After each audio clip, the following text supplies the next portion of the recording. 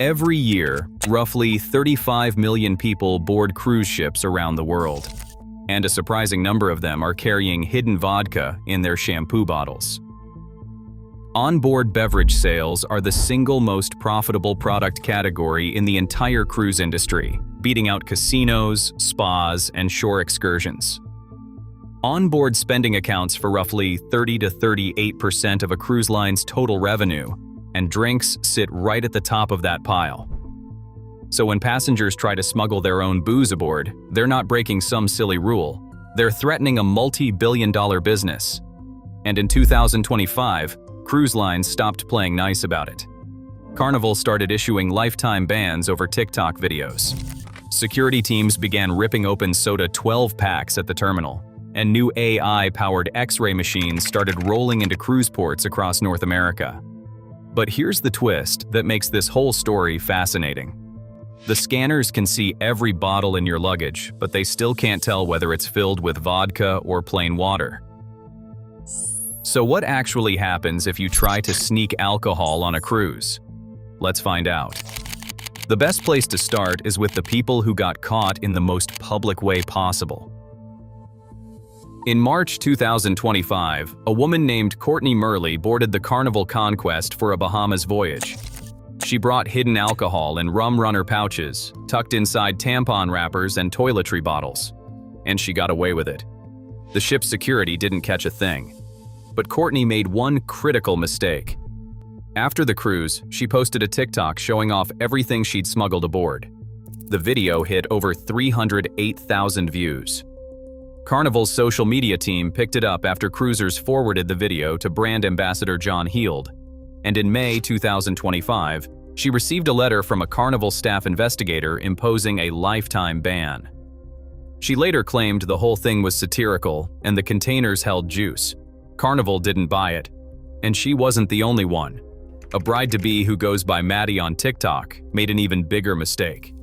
During her bachelorette cruise on Carnival, she posted a video showing hidden alcohol while she was still on the ship. Viewers started tagging Carnival in the comments. Security officers showed up at her cabin, searched her mini fridge, found more stashed booze, and made her write a formal statement. In tearful follow-up videos, she explained that she and her husband actually met on a Carnival cruise, so the ban hit extra hard. Lifetime ban. No exceptions. But the story that changed enforcement for everyone didn't even involve someone getting caught personally.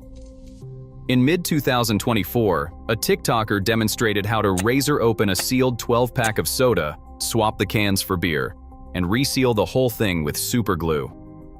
The video went massively viral, and cruise terminals immediately started opening and inspecting every soda multi-pack that came through security.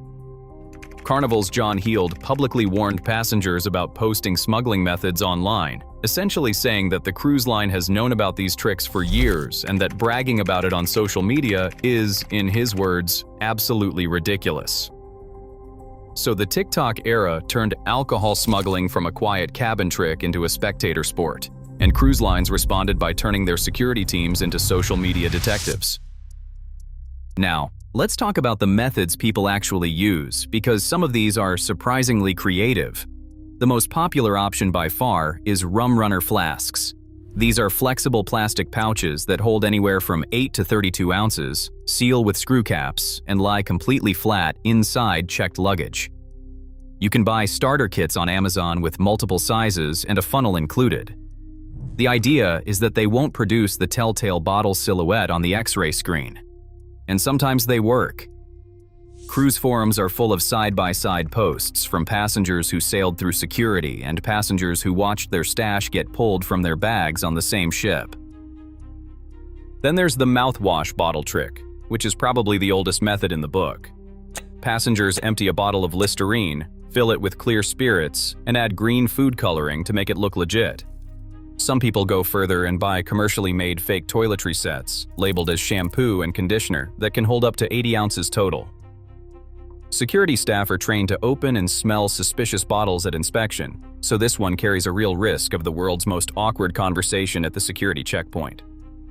The tampon wrapper method uses tiny 1-ounce tubes sealed inside fake feminine hygiene packaging. The bet is that security won't dig through personal items like that. But each tube holds roughly 1 shot, so a week's worth of drinks requires smuggling a genuinely suspicious number of tampons. And after the TikTok incidents, Carnival has specifically named this method as one they watch for. For wine lovers, there's the resealing technique. Passengers open their allowed bottle of wine, dump it out, fill it with liquor, recork it using a wine corker kit, and apply heat-activated shrink wrap over the top to make it look factory sealed. Some add food dye to mimic the color of red wine. Security checks for irregular shrink wrap patterns and loose corks, so the execution has to be flawless. And then there are wearable devices that bypass luggage X-rays entirely. The beer belly is a polyurethane container worn under a shirt that holds 32 ounces. The wine rack bra holds up to 25 ounces with a drinking valve. There are even booze bracelets that hold 3.5 ounces.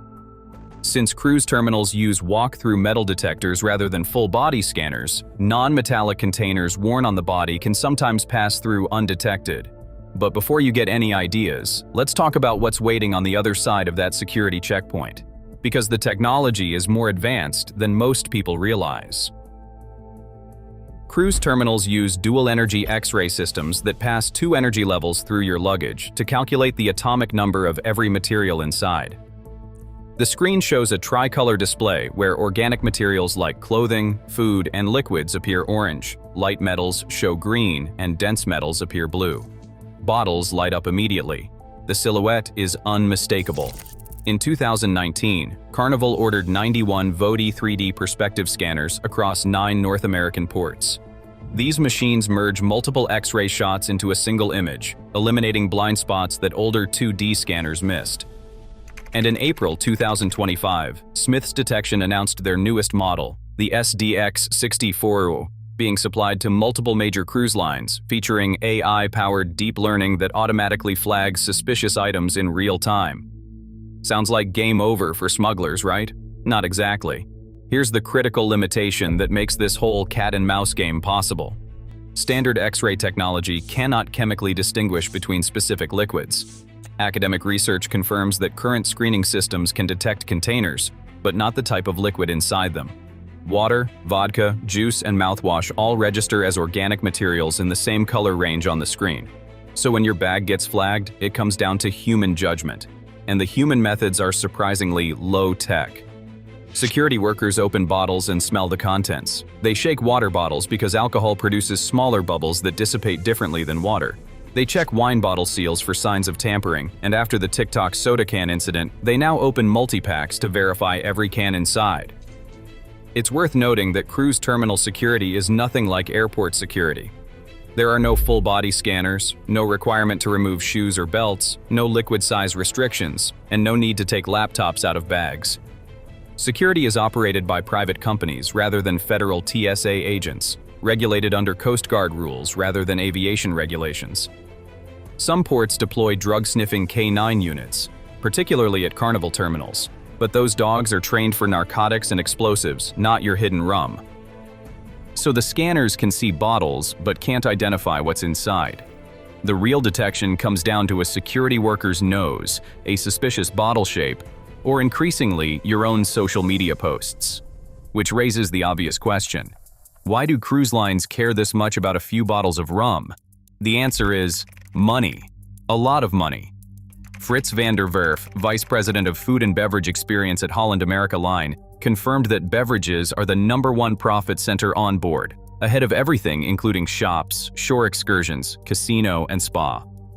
Celebrity Cruises' senior corporate manager of beverage operations stated that beverage sales represent about 1/3 of all onboard revenue the company earns annually, and the margins are absolutely wild. Cruise ships buy alcohol duty-free at wholesale prices, paying no excise or stamp taxes.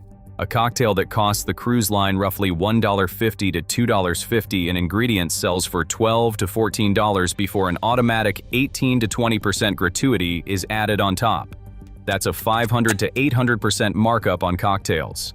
Beer purchased wholesale for $1 or 2 sells for $7 to $10 on board. And drink packages? Those are the real money machine. Carnival's Cheers package runs roughly $70 to $75 per day before gratuity, bringing the actual daily cost to over $80. Norwegian's standalone unlimited open bar costs $109 per day plus 20% gratuity, totaling over $130 daily. For a couple on a 7-night cruise, drink packages can easily total anywhere from $1,000 to $1,800. And breaking even on those packages is harder than most people think. At Carnival's price point, a beer drinker needs more than 10 beers per day. A cocktail drinker needs 6 or 7 drinks every single day of the cruise. The cruise line profits either way. Passengers who don't reach the break-even point generate pure margin on the package price. And passengers who do drink that much still cost the line very little because of duty-free wholesale purchasing. The whole industry operates on what analysts call a razor and blade model, selling cruise tickets near cost and then profiting from onboard spending. Professor Ross Klein of Memorial University put it directly, saying cruise companies have mastered getting every last dollar from passengers, and that they could practically give cabins away and still profit. Royal Caribbean's 2024 financials showed $16.48 billion in total revenue, with onboard spending contributing roughly $5 billion. Per passenger onboard spend averaged $582. Every passenger who smuggles a $20 bottle of rum potentially displaces over $100 in bar revenue over a single voyage. So now you understand why cruise lines treat a bottle of hidden vodka like a personal attack on their business model. But what actually happens to you when you get caught? If you're finding this helpful, hit subscribe. I cover cruise secrets and travel stories every week. Good news first. Smuggling alcohol onto a cruise ship is not a criminal offense. No federal or state law specifically makes it illegal to bring undeclared alcohol aboard for personal use. What it is, though, is a breach of the passenger ticket contract, which gives the cruise line broad private enforcement authority, including luggage inspection, confiscation, fines, and even removal from the ship. The most common outcome is simple confiscation. Your alcohol disappears from your bag and gets replaced with an orange slip letting you know it's been taken. Your vacation continues, just more expensively than you planned. One passenger described arriving at security to claim a flagged bag and finding a line of sheepish-looking travelers opening their luggage for officers and pulling out bottles of liquor, wine, and beer. Another reported seeing roughly 200 bags tagged with red tape reading "liquor" piled up on a single embarkation day. So if you think you're the only one trying this, you're definitely not. Beyond confiscation, consequences escalate quickly. Some passengers receive written warnings. Repeat offenders can face administrative fees or be restricted from purchasing alcohol for the rest of the cruise. At the extreme end, cruise lines can disembark passengers at the next port of call with no refund, leaving them responsible for their own flights and hotels home. And as the 2025 incidents proved, lifetime bans are real. Carnival actively issues them, sometimes weeks after the voyage ends, based entirely on social media evidence.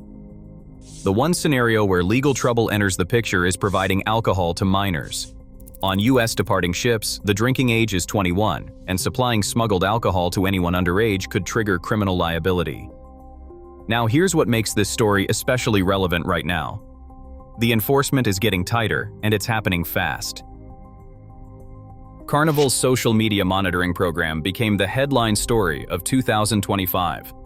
The cruise line maintains a dedicated team watching TikTok, Facebook, and Instagram, backed by thousands of loyal cruisers who forward violation videos to John Heald's Facebook page, which has over 600,000 followers. Passengers have been banned after their cruise, caught during their cruise, and even intercepted before boarding, all through social media intelligence. MSC imposed a 15 alcoholic drink daily cap on all beverage packages starting April 2025. Holland America and Princess have implemented similar limits. Carnival increased the minimum wait time between packaged drinks from 5 to 10 minutes and banned ordering double shots under Cheers. Norwegian dropped drink package coverage at Great Stirrup Cay, their private island, effective March 2026, requiring a separate island-only purchase. Royal Caribbean tightened its prohibited items policy in 2026, clarifying beverage rules and closing loopholes. Multiple lines now strictly enforce the rule that all adults in a stateroom must purchase drink packages if one person does. And on the technology front, Smith's Detection's AI-powered SDX 6040 scanners began shipping to cruise lines in April 2025, offering full item visibility with automated flagging capabilities. But let's come back to what actually matters to you as a cruiser. Because here's the part most people miss. You can actually bring alcohol on a cruise legally. Carnival allows one 750 milliliter bottle of wine or champagne per adult, carry-on only. Royal Caribbean has the same one-bottle policy. Norwegian is actually the most generous, allowing unlimited wine and champagne bottles with no cap. Celebrity allows 2 bottles per stateroom. And Disney is the only major line that permits bringing beer on board, allowing 2 bottles of wine or 6 beers per adult. MSC stands alone as the strictest cruise line with a zero-tolerance policy, no alcohol and no outside beverages of any kind. You can also buy alcohol at ports of call, though you'll need to surrender it at the gangway when reboarding. It gets held by the ship and returned to you on the final evening of the voyage. So the system isn't designed to stop you from drinking. It's designed to make sure you're buying your drinks from them. And when you look at the full picture, that's really what this whole war comes down to. It was never about safety. It was never about rules for the sake of rules. It was always about protecting the most profitable product on a floating city where the audience is captive, the wholesale costs are tax-free, and the nearest competitor is miles of open ocean in every direction. And in 2025, posting about it on TikTok might cost you more than the drinks ever would have. If you want to see what else cruise lines don't want you to know about how they make money, that video is on screen now. Subscribe for more cruise deep dives like this one.